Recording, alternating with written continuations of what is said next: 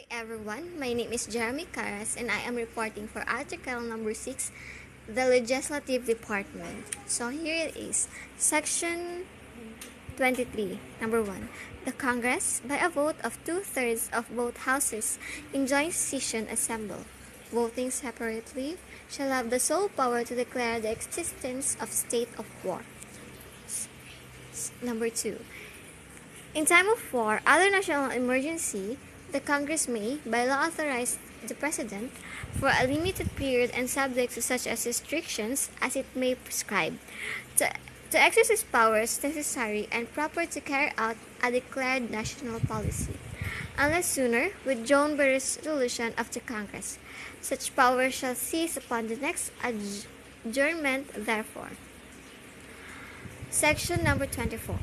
All appropriation, revenue or tariff bills, bills authorizing increase of the public debt, bills of local application, and private bills shall originate exclusively in the House of Representatives, but the Senate may propose or concur with amendments. Section number 25. Number 1. The Congress may not increase the appropriations recommended by the President for the operation of the government as specified in the budget. The form, content, and the manner of preparation of the budget shall be prescribed by law. Number 2. No provision or enactment shall be embraced in the General Appropriations Bill unless it relates specifically to some particular appropriation therein. Any such provision or enactment shall be limited in its operation to the appropriation to which it relates. Number 3. The procedure in approving appropriations for the Congress shall strictly follow the procedure for approving appropriations for other departments and agencies. Number 4. A special appropriations bill shall specify the purpose for which it is intended, and shall be supported by funds actually available as certified by the National Treasury, or to be raised by a corresponding revenue proposed therein. Number 5. No law shall be passed authorizing any transfer of appropriations. However, the President of the Senate, the Speaker of the House of Representatives, the Chief Justice of the Supreme Court, and the heads of constitutional commissions may, by law, be authorized to augment an item in the General Appropriations Law for their respective offices from savings in other items or their respective appropriations. Number 6. Discretionary funds appropriated for a particular officials shall be disbursed only for public purposes to be supported by appropriate vouchers and subject to such guidelines as may be prescribed by law. Number 7. If, by the end of any fiscal year, the Congress shall have failed to pass a general appropriations bill for the ensuing fiscal year, the General Appropriations Law for the preceding fiscal year shall be deemed reenact and shall remain in force and effect until the General Appropriations Bill is passed by the Congress. Section number 26. Number 1. Every bill passed by the Congress shall embrace only one subject, which shall be expressed in the title therefore. Number 2. No bill passed by either house shall become a law unless it has passed 3 readings on separate days, and printed copies, therefore, in its final form have been distributed to its members 3 before its passage, except when the President certifies to the necessity of its immediate enactment to meet a public calamity or emergency. Upon the last reading of a bill, no amendment thereto shall be allowed, and the vote thereon shall be taken immediately thereafter, and the yeas and nays entered in the journal. Section 27. Number 1. Every bill passed by the Congress shall, before it becomes a law, be represented to the President. If he approves the same, he shall sign it. Otherwise, he shall vote it and return to the same with his objections to the house where it originated, which shall enter the objections at large in its journal and proceed to reconsider it. If, after such reconsideration, two-thirds of the members of such house shall agree to pass the bill, it shall be sent, together with the objections, to the other house, by which it shall likewise be reconsidered. And if approved by two-thirds of all members of that house, it shall become a law.